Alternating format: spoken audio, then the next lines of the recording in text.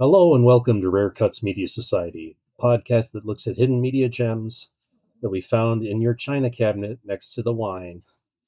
With your host, as always, I'm Andrew Jagoda, and with me we've got Rob Lachik, who looks a little disturbed at my joke. How are you today, Rob? I'm good. Um, I will say I thought I had some black sheep in my family until I saw this movie, and it kind of made me feel better about those people. Yeah, I think we all felt that way. Eric Hathorn, how are you today, Eric? Pretty good. I do want to say it's November and this is our holiday picks. So happy Thanksgiving. And that's the last time anyone's going to be happy. And of course, Mike Ross. How are you today, Mike? I don't know how to respond to that, Eric. I mean, I mean, if in the theme of the movie, like no one's happy in the movie, like ever. I don't think there's one person happy in the movie. But anyways, the dogs are happy. I mean, The baby? that's true. I'll give you that. The the baby? baby's pretty happy. Yeah. But is it a happy Thanksgiving? Debatable. It's Thanksgiving. The Irish guy was having a good time. Yeah, they love misery. No one knows misery like the Irish. Oh, goodness. I'm allowed to say that I'm half Irish. Yeah. So, of course, with that, it is Mike Ross's pick this month, so we'll stick with him for introducing the movie. All right. So, as Eric was saying, it's that time of year again where families are getting back together around the dinner table to celebrate Thanksgiving. And here on Rare Cuts, we're going to serve up more depressing portion this year. And I swear, I'll make sure my next pick isn't so heavy on the sauce. First off, I just want to do a content warning as the film we will be discussing deals with alcoholism, substance abuse, dysfunctional family dynamics. And honestly, if you're looking for something a bit lighter, check out our Thanksgiving special from a while back called on the movie Dutch. Yeah, you'll enjoy that one a lot better. More humor, more fireworks being shot out of butts. So yeah. So let's get into it. Now, last month we discussed Lady in White, which was filmed in 1988 and was partially funded by penny stocks for a budget around $4.7 million. The film we're discussing today was made in 2015 for around $30,000, which I think is impressive in its own right. We're taking a look at Trey Edward Schultz's directorial debut, Krisha. Krisha follows the main character, Krisha, after she tries to rejoin her family after a long hiatus while she's been trying to deal with her alcoholism. Trey originally filmed a short film back in 2014, but wanted to make this into a full feature-length film. And so in 2014, he launched a Kickstarter and was actually pretty successful. They had a goal of around $10,000 and they surpassed that. They got to 14,000, and the rest of it he was going to kind of pony up with, his own assets and money. And I just want to say that, this film was very personal to him. And I had watched an interview where he just briefly goes, and he doesn't go too far into it, but he basically had a cousin who had been sober for about 5 years. And then there was a family reunion. He doesn't really discuss what might have been transpired during the event, but around 2 months after the reunion had happened, his cousin had broken sobriety and ultimately died. So he had this idea kind of just festering inside of him for a while, and that's why he felt the need to make it. But before we get too far in, I just want to say it is incredibly difficult to make a movie of any length these days for under $1 million. But Trey had a secret weapon. and apparently most of his friends and family had some level of acting ability. So, what did you all think of the acting? Was it obvious that for the most part, none of them had acting experience or no acting experience whatsoever? Um, so what do you think? I think that with the younger family members, it was pretty obvious. Um, I actually was, and I mean, we can get into it a little later. I was surprised by some of the older actors' ability, considering how it was only, like you said, $30,000 movie.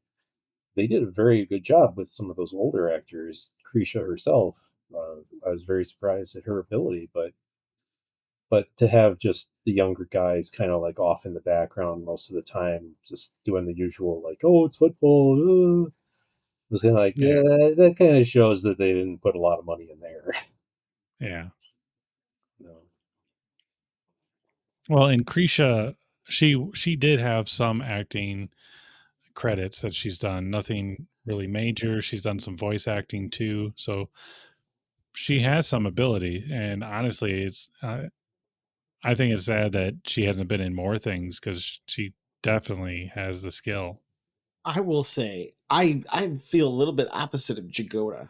I felt the kids and the youth like watching football and arm wrestling. That was kind of like, all right, this is realistic to some crazy like family hijinks on Thanksgiving when you get a bunch of like young like 20 somethings and teenagers in the same room. They're gonna do crazy stuff like that. And actually, like until you said this, and I read well even before when I read your notes for the to prepare for tonight, I didn't know that like they were not, um, if you will, unprofessional actors, right? Not credited. They really didn't like have any acting experience.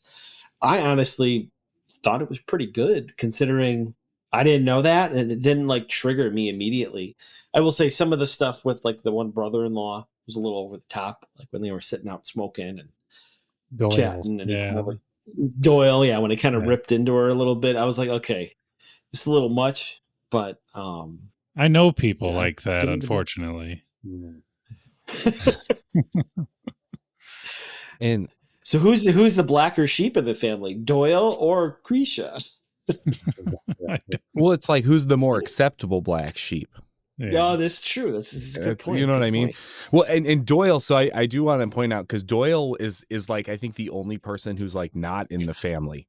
So Doyle, like in the he's in the family, but I mean like the actor who wasn't related to yeah. them because Bill Wise, who was the voice of the screenslaver in Incredibles 2, just got to throw that one out there. But he, so see, there's a Disney connection. But he had that kind of like I feel like the reason why that character was also like an actor that was like the actor they hired is because of that scene outside with the dogs and the conversation that they kept going back to.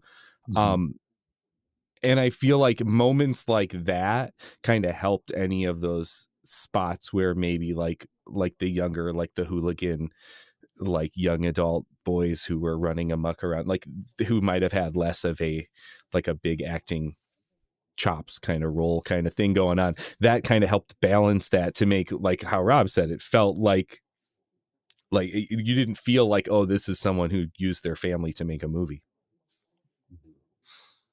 Yeah.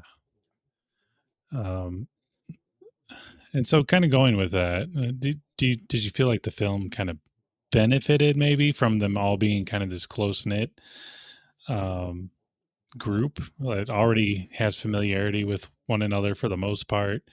Uh, Obviously pretty comfortable around one another, or do you think maybe they would have been better had they gone the route of a bigger budget, hiring professional actors and actresses? I think I that yeah. I think it benefited from it, in my opinion, because if let's say you had you know a bunch of lower names actors, but still lower names, they would feel more staged in the way that they look at each other. it would be more of, trying to relate. And I think it would be noticeable. Whereas with these people, it was just they've been around sitting around each other for however many years. They know each other. They just kind of, for the most part, ignore what's going on around them instead of reacting to every little thing, which is what a family does. Yeah. I mean, it had to be awkward to be Bill Wise and have all these other people are related and you're in this movie with them. But like that had to be a little weird. But I think too, though, like it's the perfect storm. I don't think many families would have enough people that you could put on screen together and have them actually have, because like that's like the whole thing of like now when the camera's here. So it's like one thing to have like a good like your family comes around, you can have these conversations and it feels like you're in a movie, and then you actually turn a camera on them and give them like even just direction or things to say, and people are going to freeze up and not know how to do it, be weird, and I don't know what to do with my hands. But like you get this family together and they could benefit from that. So I don't think it's like any family, but like this family specifically, because of the acting chops that were there, that you were able to get that performance plus that connection, that probably, it honestly probably helped them shoot faster, because they could, like families have like a kind of like inside shorthand for things, and you could be like, do that line the next time, but more like, when Uncle so-and-so spilled the turkey that one time. And then Yeah. like, then it's like we have that, oh yeah, I remember how he said that because we always make fun of him, or like whatever. Like you can do that real easy when you have that like history, but like I don't it's like it had to be the history and the acting chops all together. I think I going back to kind of your original ask, Mike, I do think it helped going along. I think Jagoda, you said, I think it helped too, because the final here, spoiler alert, like before the climax of the film, Dang. where No. there's the big blow up at at dinner, like when she's walking down the stairs and you like hear all of them, that would have been something really hard to direct and to give like guidance to people who didn't know each other. Because like think about it, if you were with like your large family, and I have a loud, boisterous, large family, so that was like basically our Christmas Day, Christmas Eve, some sort of a family event. You just walked into it, people chit chatting, right? If you was actors, you'd have to give all of them direction. Like you said, Eric, it would go so much slower. They probably just were like, go, just start talking about anything and let her rip. So it had to be so much easier. And I will say it felt real. Like, I mean, even some of the arguments felt fairly real, but definitely the interaction between the characters definitely felt very real. So I think it kind of helped. Yeah, no, I agree with everything you guys have said. I mean, I think if you hire in this situation, especially considering the budget, even if you were to bump that budget up to, let's say, 100,000, and you hire some local actors that you can afford it for your film, there's a tendency with those fresher actors to just not be able to act natural. So, and it becomes very apparent. And then I would say this movie would go from, let's say I give this one like 4 out of 5 stars, it would probably be like a 2-star movie. No one would care about it. But yeah, just their relationships, it just works very well. And the family must be very close for being able to act out some of these scenes. So, like I could never film this with my family.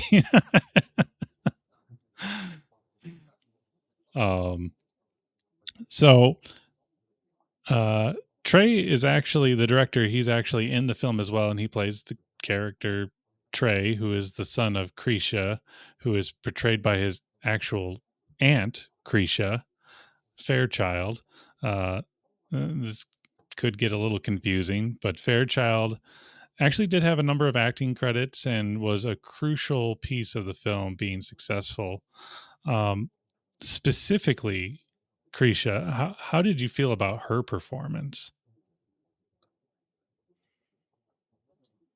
I honestly, like you said earlier, watched her and I thought, why isn't she in more stuff?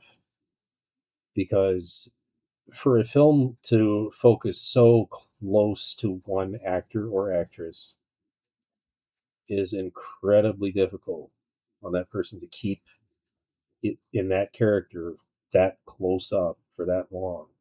So I was really surprised by her ability. Like you said, she's in some things, but nothing major. And that's a shame. Um, I know now she's, in her 70s at this point, but that's a shame. I do want to say too, though, while we're speaking of actors, actresses, Robin Fairchild played Robin, the younger sister. She did a really good job too. Like her part wasn't nearly as big, of course, but that breakdown crying, why are you doing this? Why? She did Mm-hmm. phenomenal with that. So I think that she must have a really good relationship with Krisha in real life. Well, and that's Trey's mother, Yeah, Robin. So, yeah. So I think they must have a really good relationship to be able to get that intense with each other in what mhm. seemed easy for them. Yeah, absolutely. You know? I I think it's the same thing. I'm gonna go back to what we were talking about earlier. I think it's the same thing. Like if you have a bunch of people in your family who are good at it, like buy a really cool like psychedelic bus and bring the partridges on the road.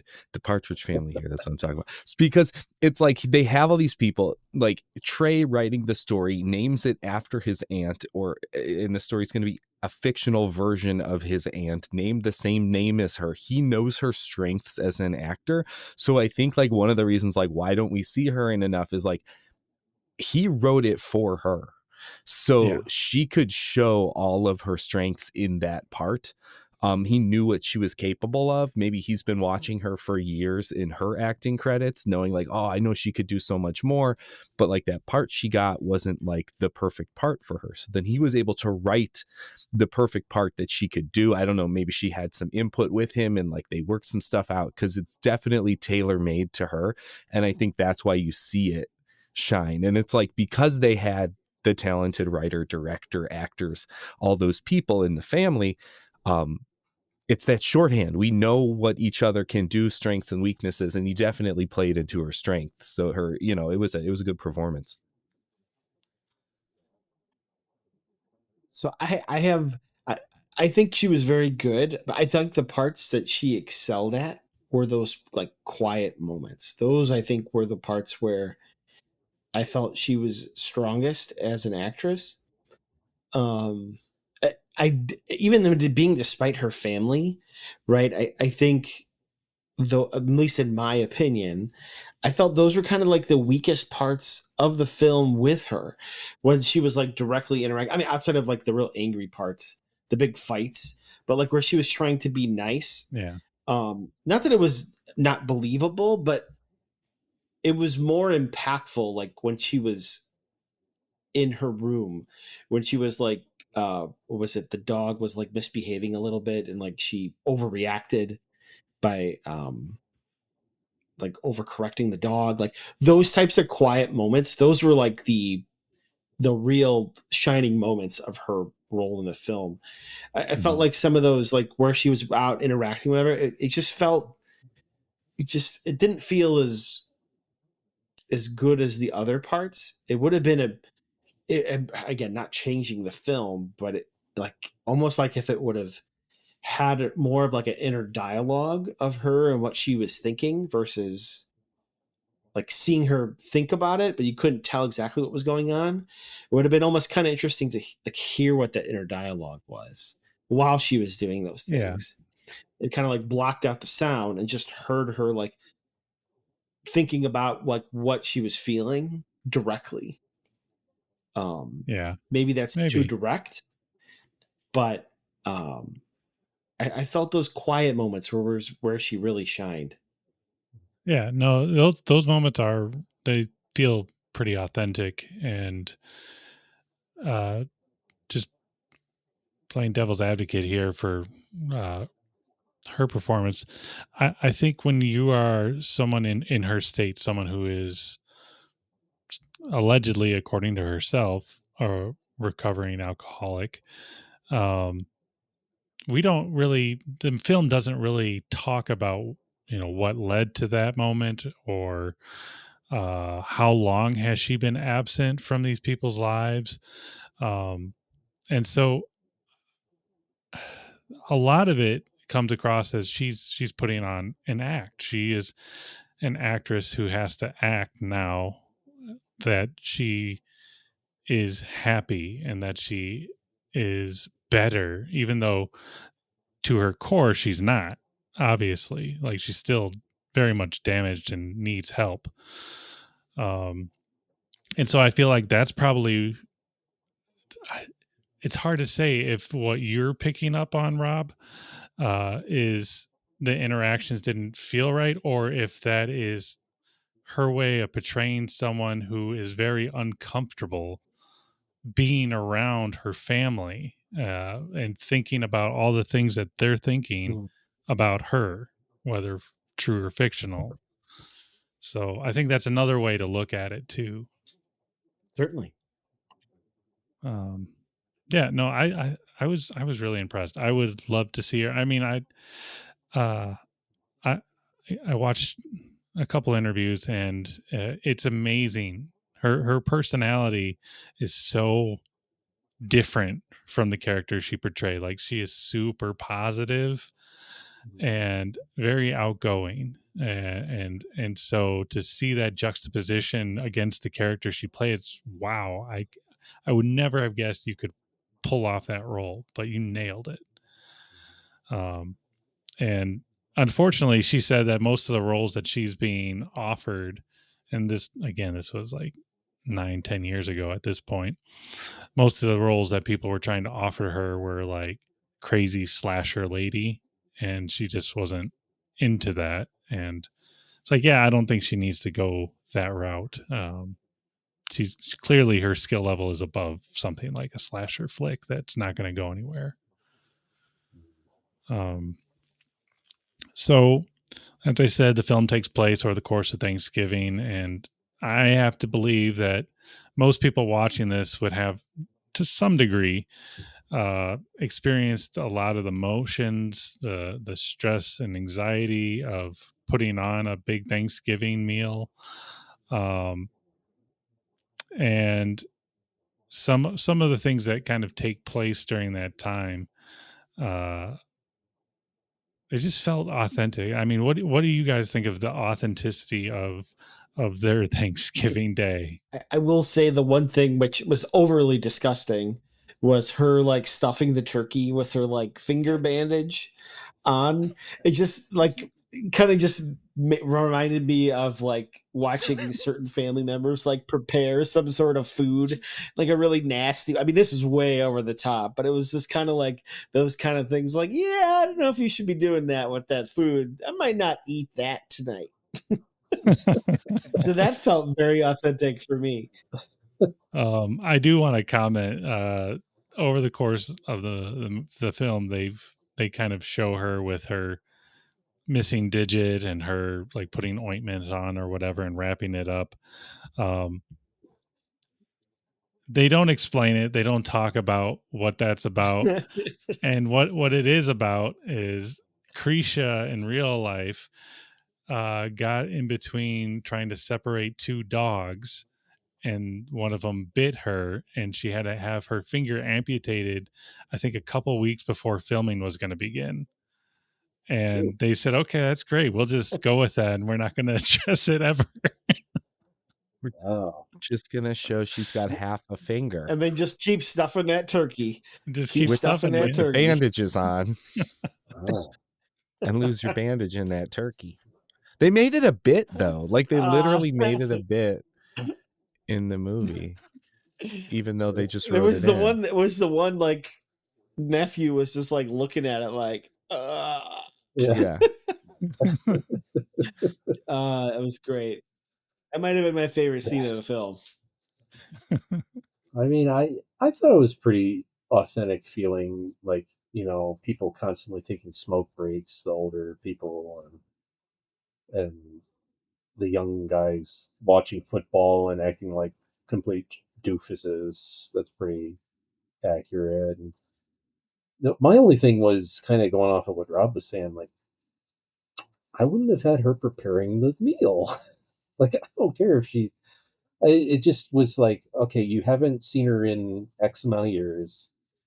You don't know if she's really recovered. Why would you give her the charge of the turkey? Like, she might make that thing just raw. I would have been like, Well, Also, I yeah. just have as someone, I just have to say, if you are someone who is recovering and working on yourself and your alcoholism or whatever vice you may have, trying to enter back into your family around a holiday is always going to be incredibly stressed, and there's going to be so many triggers. And maybe try a different day, and definitely don't offer to make the turkey. Better do the mashed No. potatoes. That's Well, tough. I thought, okay, so her sister goes to pick up their mom. I was like, honestly, the best place for her to be would have been in the car going with her sister to pick up her mom. It's like a small group, and they're all the closest family members to you. It's not your in-laws, your sister's kids, your estranged son that you have some weirdness with. It's your sister who invited you to her house, and you're going to pick up your mom. Like, I was like, why? Like, when they were leaving, I was like, why is she leaving? I feel like the host of the party, sister, it was like, why are you going? Someone else can pick up grandma. Like, like, send the hooligan boys to do it with Doyle. Like, I was like, there was and I know, like, so, like, there were parts of me that were like, that wouldn't happen. But then it's like, in everyone's Thanksgiving's different, and different families are going to do things different ways. And I know how my Thanksgiving goes, you know how your Thanksgiving goes, and they're all different. So it's like, for authenticity, yeah, I mean, everyone's Thanksgiving is different, and this is a really small story in a very personal setting, Thanksgiving at a family's house. Like, we don't know, but it's a snapshot into the life here of these people. But no, she should have went to pick up her mom. I still will stand by that. Yeah. I would say for me, the thing that was most like, oh my God, there it is. That's the Thanksgiving. It's when Trey is called over by his uncle, basically, to come help him with his computer.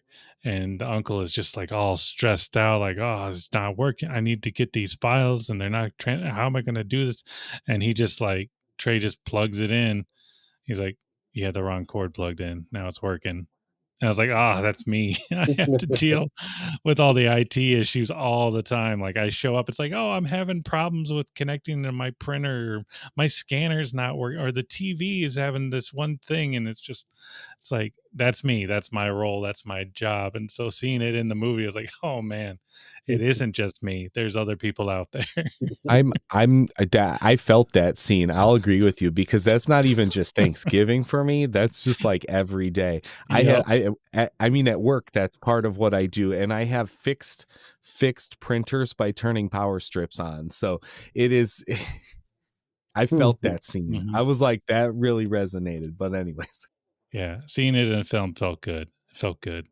So, everything in the film kind of starts off, it's pretty lighthearted. Everyone appears to be happy to see Krisha. The mood is relatively light and positive. But early on, you can kind of pick up Krisha's anxiety, though we don't really know right away what's caused it or what's related to. And like there's like even a moment like right before she's going to ring the doorbell, she takes like a Like she's like, okay, here we go. I'm gonna do this, and just that moment feels real. Like she's just preparing, and so the environment she finds herself in is slowly it's growing louder and more stressful, and we're seeing her taking more cigarette breaks away from everyone except Doyle, her brother-in-law, who always seems to be right there with her. And several times she retreats to her room to take undisclosed medication. I think mostly we can assume it has something to do with anxiety or something else. But Doyle's conversations go from non-serious jokes talking about, how much he hates the dogs that his wife has been taking in and selling babies and stuff like that. um, uh, and it goes from that non-seriousness to this place where he's trying to pry into Krisha's recent past, like what she been doing, where she been, and slowly it just starts to change into more hostilities because he feels like she should be sharing with him.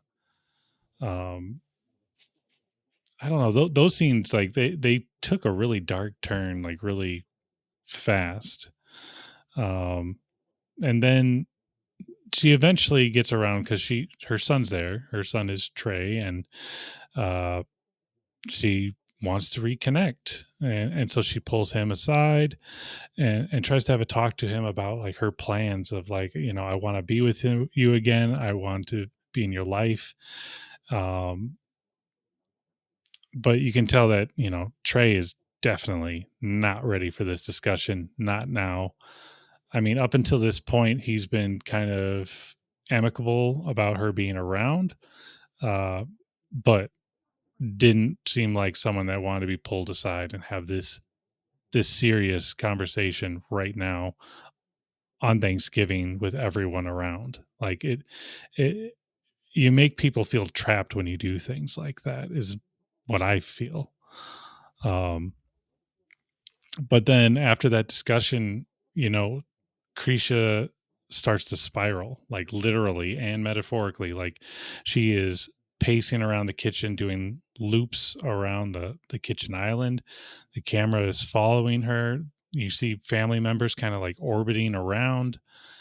And as a viewer, I felt like I was feeling more anxious just even watching it. And we can occasionally start to see Krisha peeking into drawers. And at first, again, in the movie, we don't know what or why she's doing it, but becomes pretty obvious that she's looking for alcohol. So what did you guys think of the overall progression of how things went down, how they transpired, and did it feel believable and kind of her somewhat of a descent back into her past, her alcoholism? It needed to have that kind of obvious anxiety causing conversation with someone, and it ended up being Doyle, that really like started bringing it more to the nitty gritty. I think that's what made it more believable. Was if it had just been that like slow build up with no actual crazy conversation, it wouldn't have felt as real, because that tends to be, there tends to be somebody that just goes, that's it, I'm gonna talk about it, you know.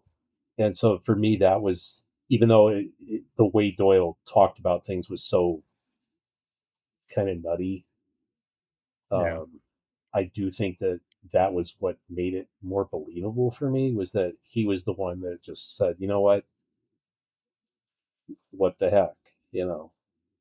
Uh, I, but at the same time, like I said, it was pretty nutty. So when he's saying stuff about eating leather and pooping saddles, I was like, what? What? That was a line right there. Yeah. Like, I don't think we need that line, but okay. Oh man. Oh no, they needed that line. that was highlights. No. The so as far as like the progression, I will say that conversation I felt went from like I'm buttering you up to get information, like, and we're having a good conversation, to it went from 0 to 60 real fast, to him like all of a sudden jumping down on Krisha. Like that progression was faster than I was expecting. But like there were things like when you're talking about like throughout the day and the things that happen, I don't know if it's progression per se, but it's like there were things that were very like left me with questions. And maybe I'm gonna run down my list of questions right now. Let's do that. First off, the movie to me kind of felt like mumblecore at times. Like if you've ever watched a mumblecore movie, which like it was like this when they were like the early 2000s, it was like the 2000s, these like movies that were like these small stories, very relationship based. I might be describing Krisha, but usually a lot of the scenes were just like two people having a conversation, and it's basically like if a podcast was a movie, I'll kind of put it like that. But they had these like it would always be a small story, but like the stakes would feel big because of the emotional like feelings that the characters are having in these conversations. And there's a lot of these like just conversations. Now I won't say that like I'm particularly fond of mumblecore, but I've watched some and it's fine. It's cool for what it is. But like this felt like mumblecore that was missing some conversations, because like if it was more in that genre, it would be more like when Trey and Krisha had that conversation, we would have gotten a lot more background through context of things they said about like what was happening in their relationship, and then probably a little bit more of like why Krisha got to where she was, maybe why like how did Trey end up with his aunt and uncle. We would have probably got a little bit more in terms of that. Another thing that I was like missing is like I was not ever fully aware of how everyone was related to each other. I still like I'm still confused. I'll honestly tell you. I think the guy who needed his router fixed or whatever was the homeowner and the uncle, but then Doyle was talking about all the dog. Did they just bring their dogs to the house? And then was that his daughter who had the baby? Because he was talking about selling the baby, or is he just a creepy uncle who's talking about selling a baby as a joke? How are they all related? I'm guessing Doyle is an in-law from like the main family. Is it only sisters, or like is he like I still don't know how. And then there were all the hooligan boys. That's all I'm going to refer to them as. Like I don't know exactly how they were related to everyone. And they were like introducing people. Like they could have introduced them better, especially with an estranged family member coming, because that got me kind of like confused. And it wasn't like there was enough people to make it like we're making this confusing on purpose because Krish is going to be a little disoriented, because there was still only a table's worth of people. They didn't have an overflow table, they didn't have a kids table, it was a table full of people. But anyways, no, so like there were some things that like in the progression I thought moved slower than for the amount of information that we got. Yeah, what I would say, just in response to that, specifically the, taking time to introduce some of the other characters, I get wanting to understand the family dynamics and how things are connected. But I mean, I've gone to some family events, and I'm sure you guys have as well, where you show up and there's so many people, and you're not being introduced to everyone. Like I've gone to some parties and it's like there's a group of people, I have no idea who they are, but they're there, they're part of the family, and they're in the background. So, The only reason I'm going to push back on that Autograph is it. because there weren't enough people. yeah, that's true. They need more extras, and then I would be on board with you. But Yeah. because there were only a table's worth of people, I can't buy that. No one wants to talk to those two young guys. And I got to guess they're Doyle's kids, because he's yelling at them a lot. Probably. Okay, I'll buy that. Yeah, I was trying to like map the family tree, and I like could not. And I was like, whatever. Yeah. Well, what did anyone else have any comments on the kind of progression? I have nothing to add. Yeah.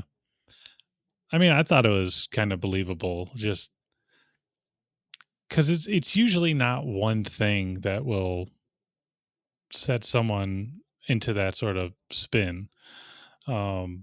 And so like it starts off, it's a stressful day. She actually shows up to the wrong house. She's rejoining the family after an undisclosed amount of time. She's responsible for the turkey, which is the centerpiece of the entire dinner. She is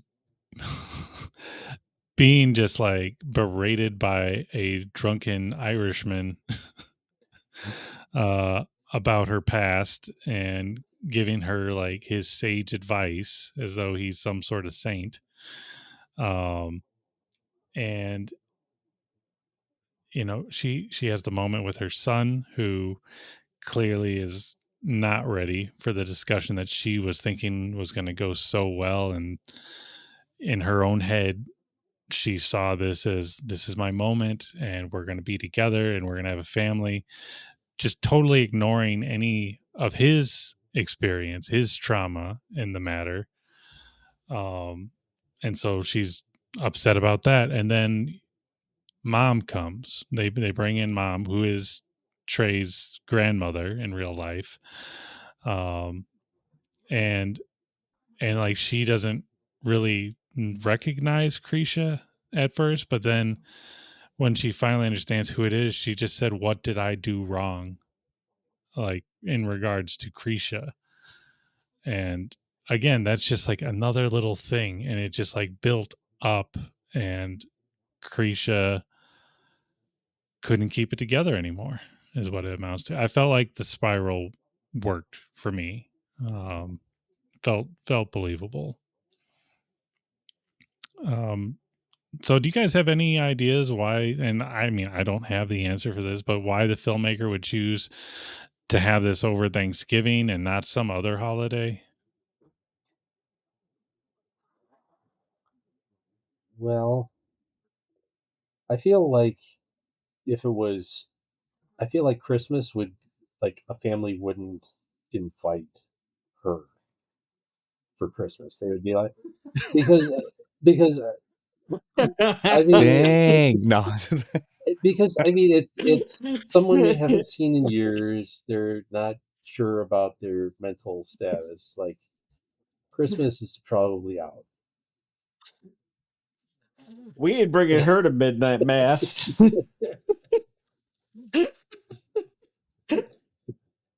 So I mean, I don't know. I could almost see this movie being like if they did like 4th of July, but then keep her away from the fireworks, please.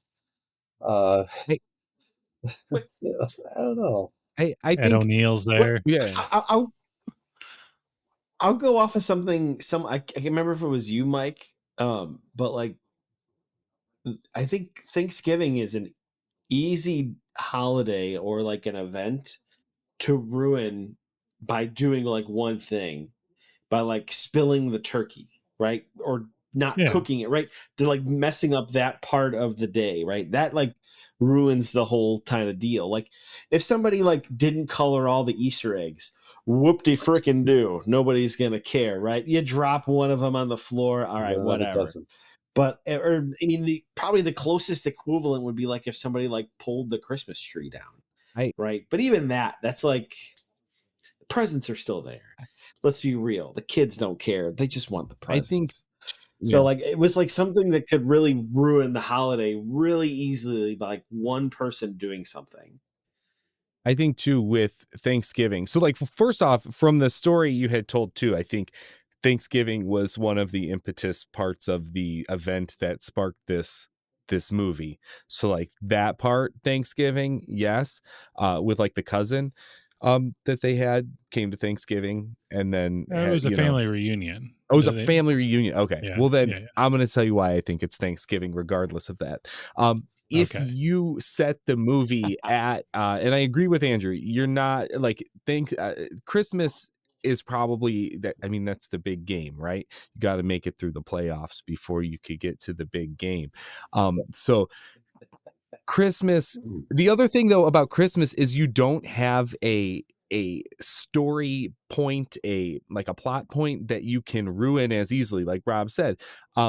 But those would be the only two that I feel like this story could fit in, because those are going to be your cold weather months. Those are going to be the ones where you're trapped in the house, and those are going to be the ones where you have the intimate family sit down together at the at the table kind of idea that you could fit in there. Easter, it's spring, people are going outside, there's egg hunts, there's outside, you're all automatically bringing the party outside and you're opening it up. So Halloween, people go out into the world. 4th of July, you're outside. She could just like take a walk down the block. The world is open. I felt closed in this movie. You guys know I like a lot of sets. This movie made me feel closed in, and they wanted that on purpose. They didn't want to invite her to St. Patty's Day. You go to, that's when you do the pub crawl. So that's no. They couldn't invite her to that. That would be a poor taste. Same thing. There's a toast at midnight. Poor taste. No, I think Rob, I think you nailed it on the head with it's really easy to ruin Thanksgiving. You ruin the meal. So I think that makes sense. So let's kind of discuss the finale of the film. What do you think was happening there, and do you think what we're seeing in the film is kind of a linear progression, or do you think it might be the views of multiple perspectives? Like maybe at one point we're seeing Krisha's viewpoint of the events versus what the family saw.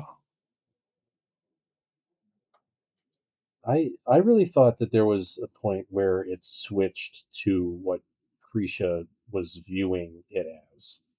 Because Robin, when she first confronts her, this crying, it's like very, what's wrong with you? Why do you do this? Very like, trying to be gentle but tear filled. But then you get it a little later where it sounds more like, you're terrible. Why are you here? Why did you do this? It was very much harsher. And I felt like that is the way that an addict or someone that's kicked out from a family get together would see it later. It's like, man, what a bee. and it was the same words both times. Yeah. I do want to say one thing about the turkey that she dropped. She is like 65 years old, and you're telling me none of those guys would see her open the oven door and think maybe I should go help her with this heavy turkey. You're giving them hooligans far too much credit, man. They're hooligans. They ain't worried about nothing. They're just sitting in. They're worried about arm wrestling and watching football. They're sitting at the table, smashing the forks into the table, going, "Feed me, feed me."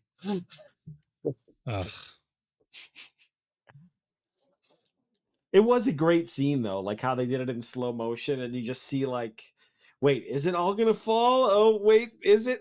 Yep, there it comes. It was a very well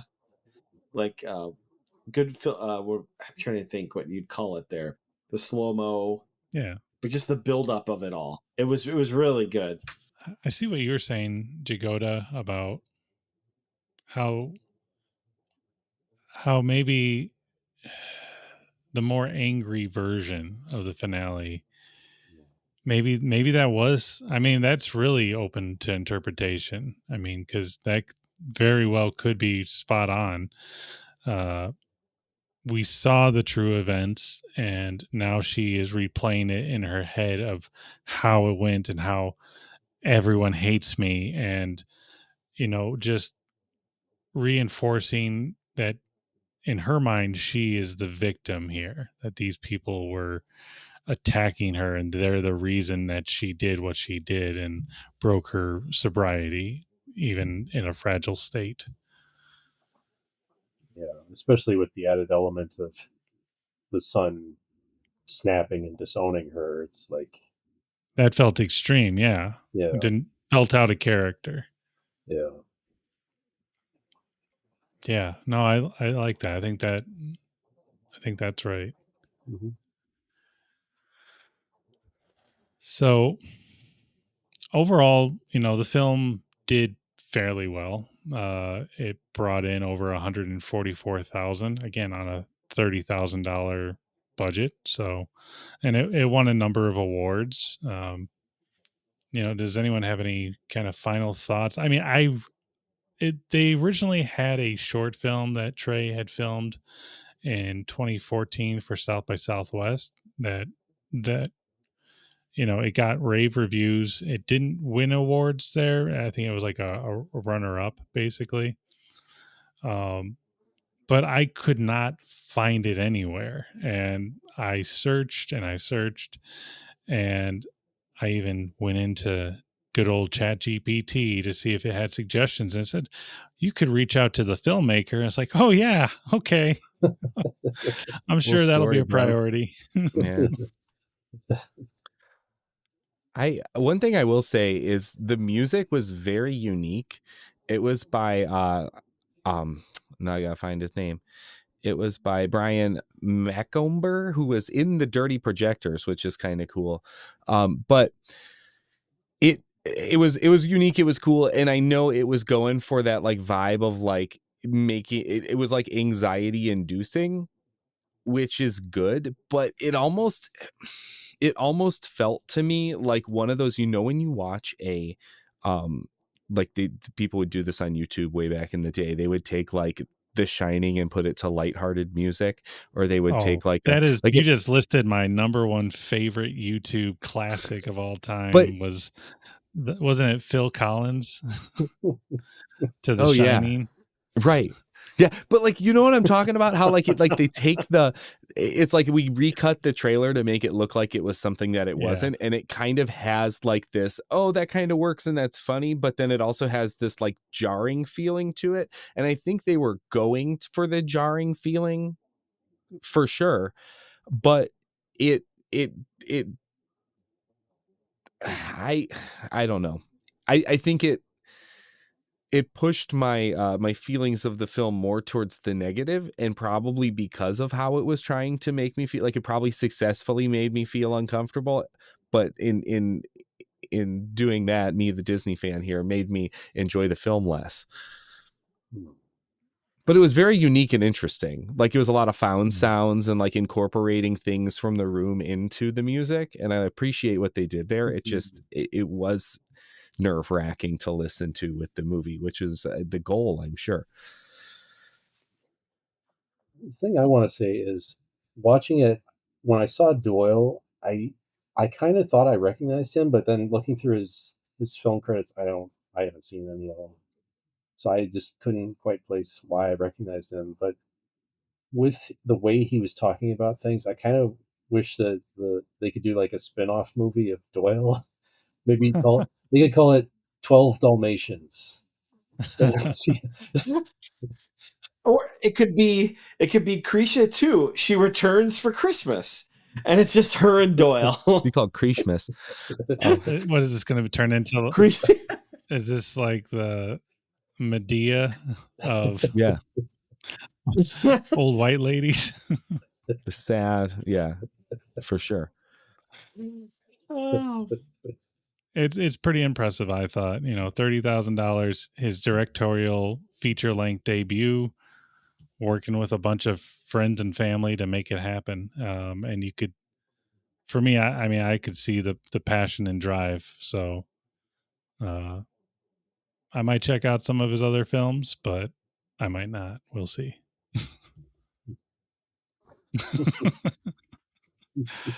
Because this one, honestly, this one was like the highest rated of his films. So The Lady in White scored a 49 for October and Halloween. And now Mike's pick for Krisha at Thanksgiving time in November is going to run through the ringer, and Rob's going to give it a go first. I'm just looking to beat St. Elmo's Fire. Well, that'll be easy because it's on the old scoring. We're going to have to rescore St. Elmo's Fire, which means we'll have to revisit it again because it's on the old scoring. No. Yeah, well, true story. Go crazy. Hey, I'll just rescore it. You got to watch it again. No. Just kidding. All right, Rob, you got rarity, theme, production value, and enjoyment. What you got going here? All right. So rarity, I had never heard of this. I never heard of the actress. I'd never heard of the director. So Mike, you get a good solid 5 on the rarity.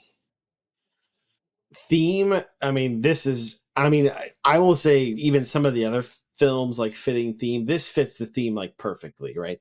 Because everything is about Thanksgiving. It's exactly around the holiday. It's a 5. Bingo. You don't even have to wait for me. You knew where I was going. I just typed it in. Just type it in. I'm going to just Production make up scores value. for everyone. No. So I see, like, I need to. This one kind of stuck with me because I can't grade it on a curve, if you will, right? Because you got to grade it for what it is. Or should you grade it on a curve? Because, like you said, what is it? 30 grand was the budget. Yeah. Is it the I value will say, though? Production value. So what they were able to pull off with 30,000. Or is it just production quality? No. Production quality. It says value. It's well, yeah. Is it production? The production vibes, yeah. Then you should just put like a number of like PBR cans then, like for every grade you do that. All right. So yeah, production. What you thinking? I'm with you on that though too, Rob. Production value. So I think like the scenes like with the turkey spilling on the floor, that was great. Like, right, it was phenomenal. Like the slow-mo, the spread. I don't know how many times they filmed it. They probably would have upped the budget more if they had to do it a couple times, just with all the Lysol that was probably needed. But or they had to cook some of the close-up turkeys. scenes. Yeah, they could remember. Yeah, there you go. But like some of the close-up scenes with Doyle, I don't know. It felt little, kind of a down a little bit on some of those. Not the conversation, but just like the look and the feel. So I'll give it kind of debating between a 3 and a 4. Do we do? Can I give a 3.5? Do we do that? This would be the first one. Nah. All right, I'm going to give it a 4. I'll give you the benefit of the doubt. Enjoyment. Again, and I've said this before, how I usually like to rate enjoyment is if I go back and watch this film, and I don't know if I would. I think there'd be things and scenes that I would like YouTube if it came up on like as a short, I'd watch it. But I don't know if I'd go back and watch the film completely. I'd give it. I hate to say it. I'd probably give it a. I'm gonna give it a 3 because I think it was better than I thought. It was a good story. See, that's why I'm interested in seeing his short film, because maybe it works really, really well as like a 5-10 minute film. Mm-hmm. Yeah, I'd be curious just to see it. I mean, a short could even be like 30 minutes. Yeah. A short could be up to like what, like I think once you're getting close to an hour. Like that would be interesting. You could do a short, and I mean, I know we're like in the grading section, but like Krisha as like a character, like a 10-minute short of her like going grocery shopping and it just being like an epic disaster. Like as an alcoholic or something like that, that'd be interesting. Or her going to Christmas Christmas Eve midnight mass. 15 minutes. You really want to But just anyway. bring up midnight mass? No. I do. He's getting ready for it already. Yeah, I'm getting Christmas. ready. That's because he's got that Christmas pick. But anyways, okay, I crunched the numbers.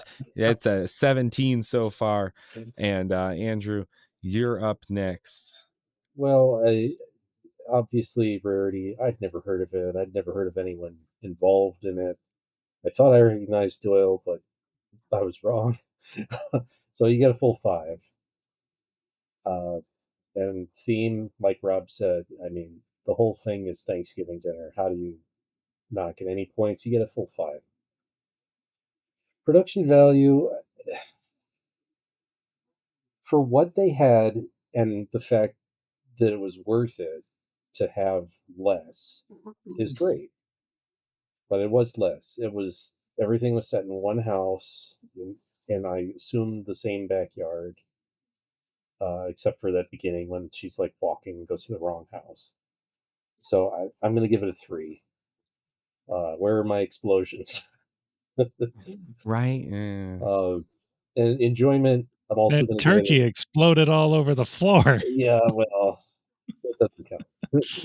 unless they're deep frying and it blows up the grill in the backyard. See, that's what they should have done.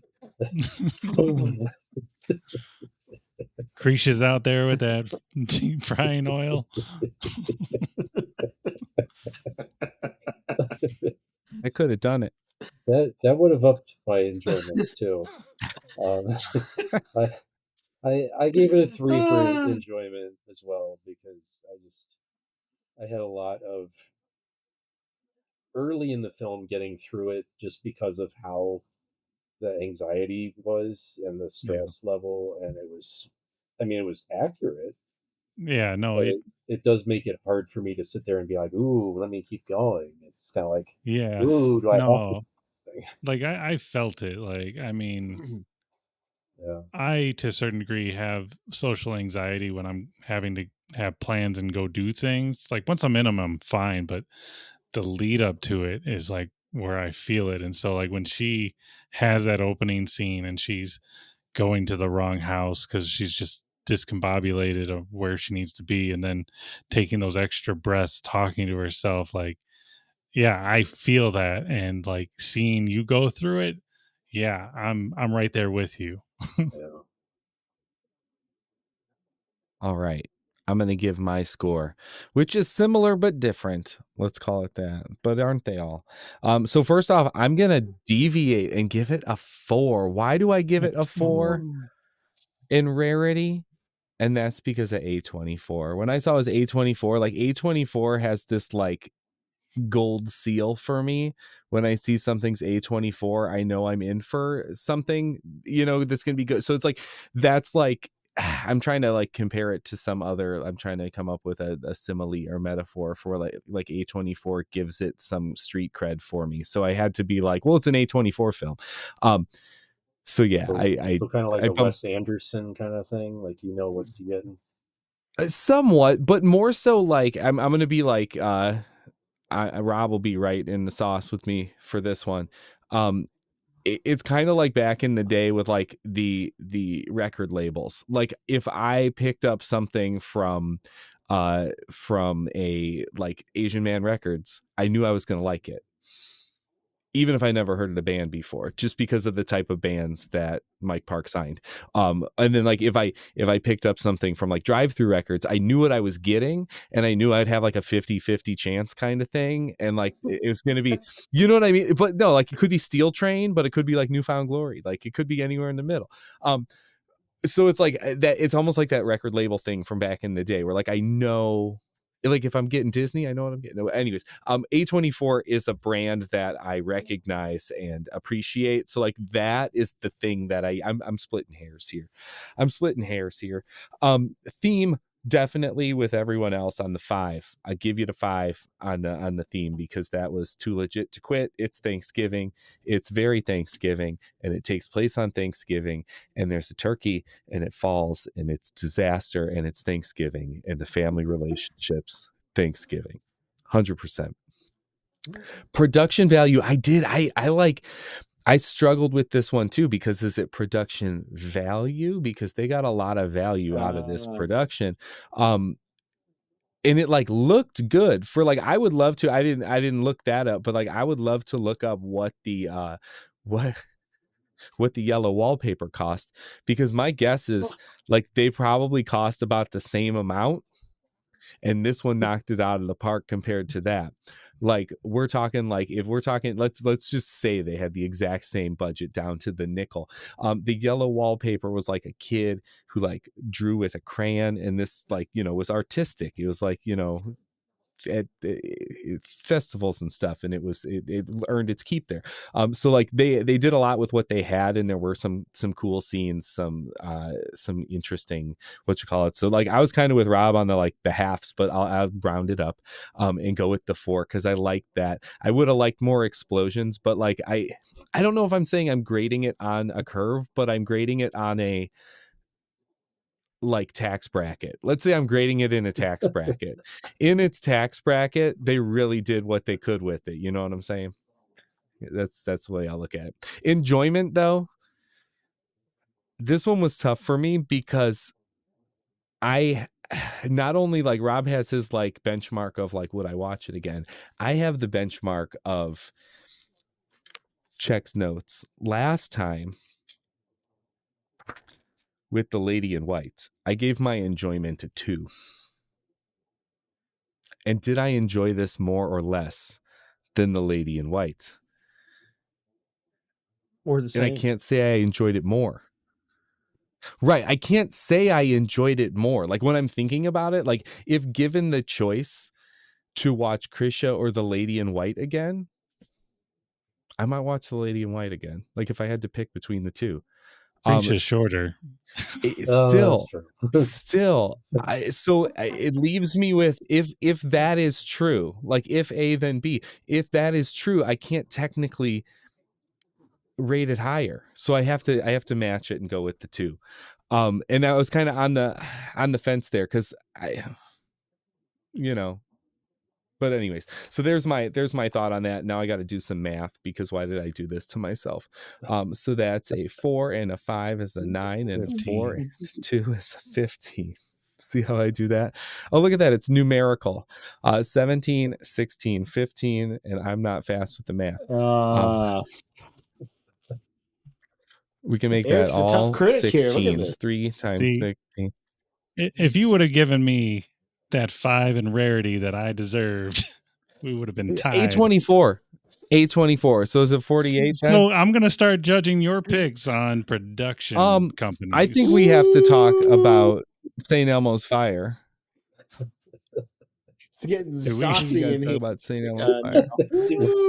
Because if you want to talk about judging my picks. Anyways, I'll judge your picks.